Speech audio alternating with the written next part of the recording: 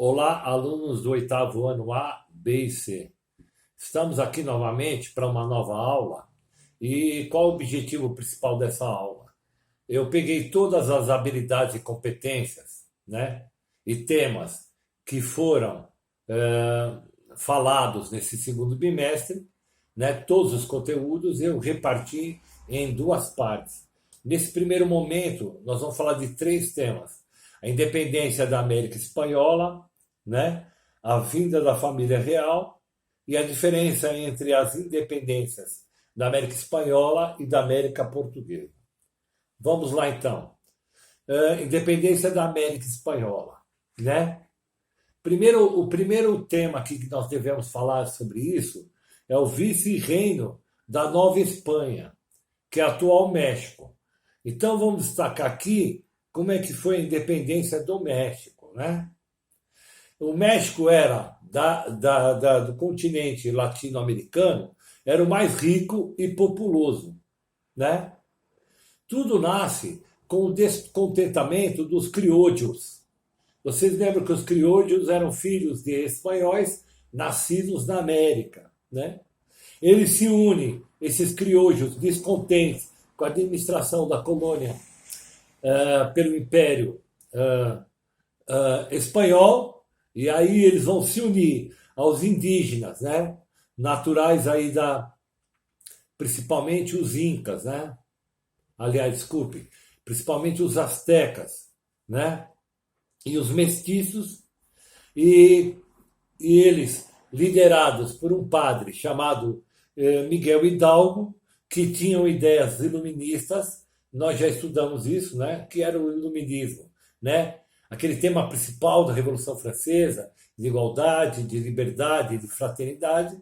Essas ideias vindas lá da Europa, com e Miguel Hidalgo, né, que era um padre revolucionário, se une aos indígenas e mestiços e proclamam a independência do México, né?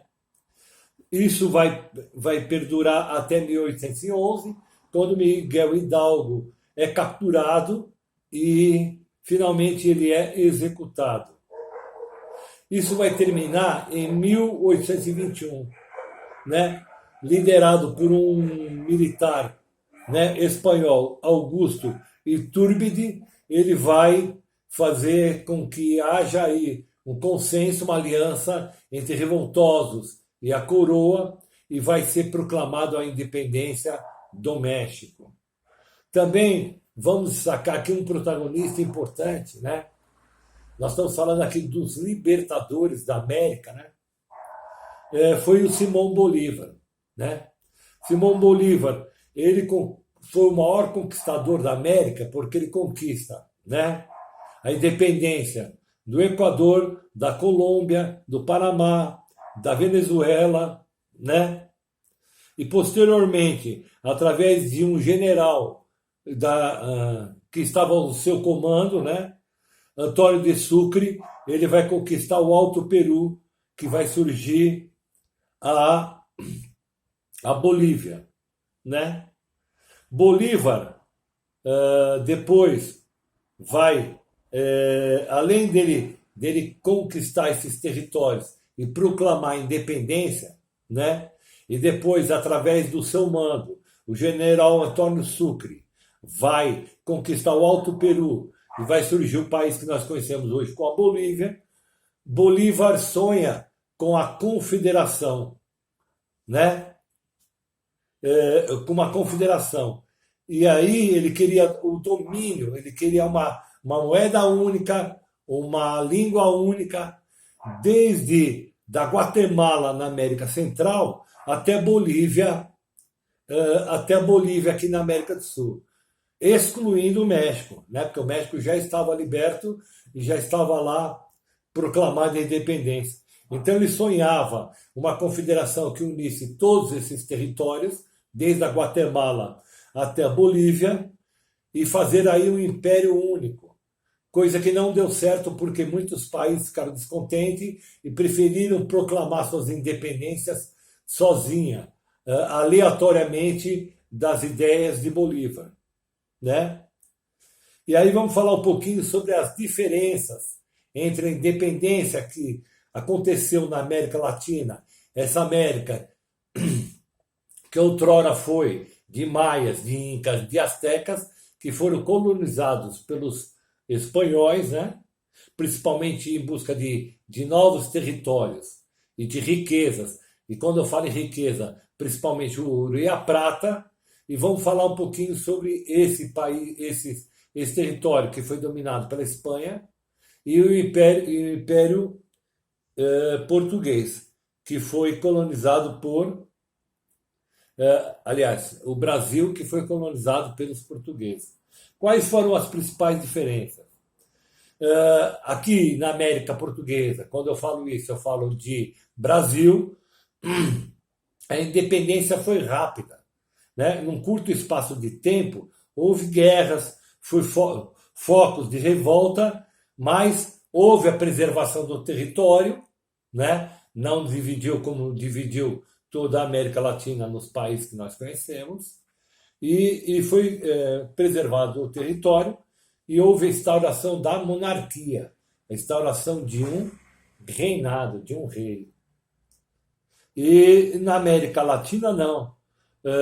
Na América Espanhola, houve grandes, longas guerras, como eu acabei de falar agora, do Padre Hidalgo lá no México, de todo derramamento de sangue aqui para proclamar a independência através de Bolívar, né, de Simão Bolívar. Houve longas guerras, houve a participação popular, como eu acabei de falar, no México, lá dos mestiços, dos indígenas, né?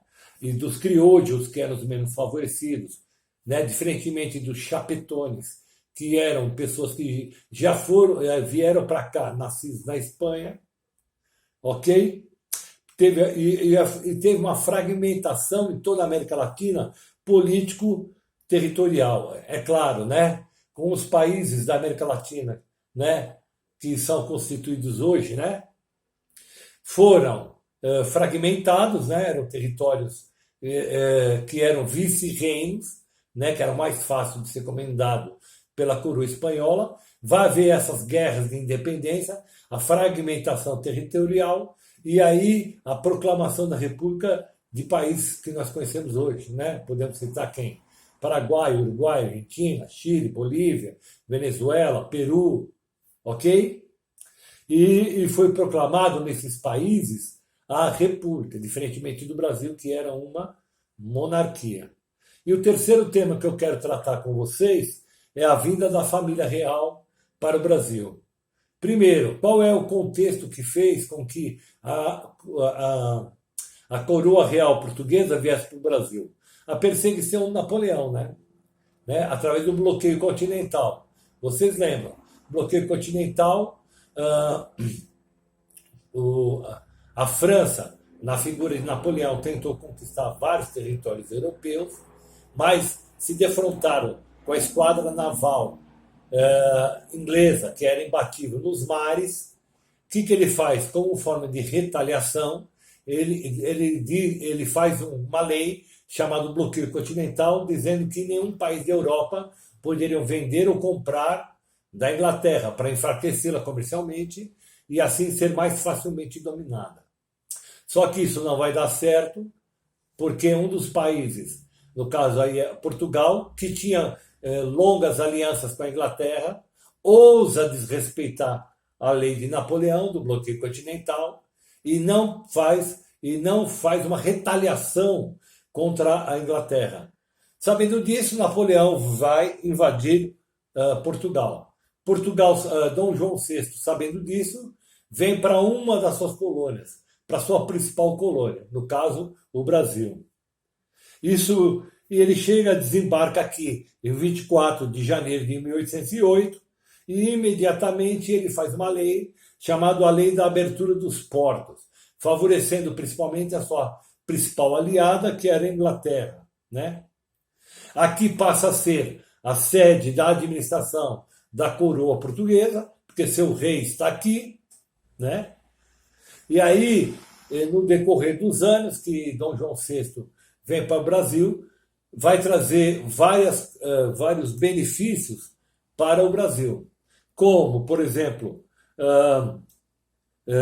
vai canalizar os córregos, que o Brasil era um lugar que corria o esgoto a céu aberto, vai fundar a imprensa régia, né? Primeiro com os editos portugueses, depois vai deixar essa herança para o Brasil, vai construção de estradas, a Biblioteca Real, que depois vai se tornar a Biblioteca Nacional, que é a principal biblioteca que fica no Rio de Janeiro, né? Que vai ter vai ser a Biblioteca Nacional e vai instituir um costume, que é o costume de beijamão. Que é esse beijamão? Um dia da semana, ele fazia uma audiência pública, onde os aristocratas, o povo, se dirigia a ele, se curvava a ele, beijava sua mão e pedia seus favores. Depois, concluindo o tema, a vinda da família real para o Brasil, vai haver entre 1814 e 1815 o Congresso de Viena. E aí, para que Dom João VI tenha legalidade para participar desse Congresso de Viena, ele vai elevar a condição de colônia que o Brasil estava a reino, que vai se chamar Reino Unido a Portugal e Algarves. O que é esse Algarves? Algarves era um título que a família real tinha desde o século XIII, com a expulsão dos muçulmanos da Península Ibérica. Então, esse título é incorporado a Portugal por essa conquista da Península Ibérica, a expulsão dos muçulmanos no século XIII, e aí vai ser chamado aqui de Reino Unido a Portugal. Um reino que é unido a quem? A Portugal. Quem é esse Reino Unido a Portugal? Brasil. E o título de Portugal não é só Portugal, é Portugal e Algarves, que é esse título que Portugal adquire a partir do momento dessa expulsão dos muçulmanos no século XIII na Península Ibérica. Ok? São esses 3 temas que eu achei pertinentes discutir com vocês, para que vocês tenham um pouco mais de embasamento para as próximas disciplinas, próximas habilidades. E aí, na semana que vem, falaremos aí da segunda parte, tá bem? Um forte abraço, até mais.